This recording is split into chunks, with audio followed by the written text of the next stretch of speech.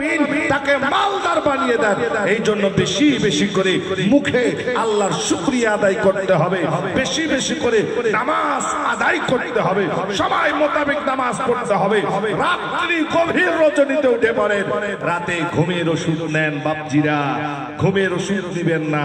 আপনি ওযু করুন, ওযু করে যাই নামাজ পড়ে আল্লাহ আল্লাহ করুন, যাই নামাজ পড়ে তাসবিহ করুন, কোরআন তেলাওয়াত করতে জানেন কোরআন পাঠ করুন, নামাজে তাহাজ্জুদ শুরু করে দেন, আল্লাহর কাছে গিরগিরান, আল্লাহকে ডাকেন, জীবনের সব গুনাহগুলোকে স্মরণ করে নিয়ে মাওলাকে ডাকেন।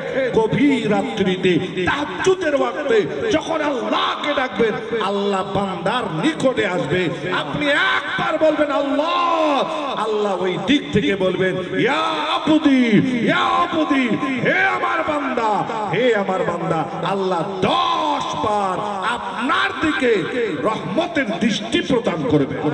সুবহানাল্লাহ, সুবহানাল্লাহ। পৃথিবীর মানুষ, আপনি একবার ডাকবেন, একবার সাড়া পাবেন, 2 বার ডাকবেন, সাড়া পাবেন, 3 বার যখন ওই বাড়ির দরওয়াজায় যাবেন তো বলবে মৌলভী তোমার কি খেয়ে দে কাম নাই, আমার দুয়ার ছাড়া অন্য দুয়ার কি চেনো না? এত বিরক্ত কেন? বলবে কি বলবে না? বলবে।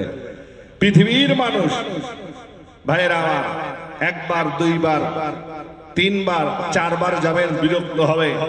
আল্লাহ বলছেন যে বান্দা আমাকে যত বেশি ডাকে, আমার শুকর যত বেশি আদায় করে, আমি আল্লাহ তার দিকে রহমত ততই বেশি ঢেলে দিই, সুবহানাল্লাহ, নেয়ামত ঢেলে দিই, বরকত ঢেলে দিই। ভাইরা আমার, এখান থেকে বুঝতে পারলাম আল্লাহর শুকরিয়া আদায় বেশি বেশি করুন মুখের মধ্যে।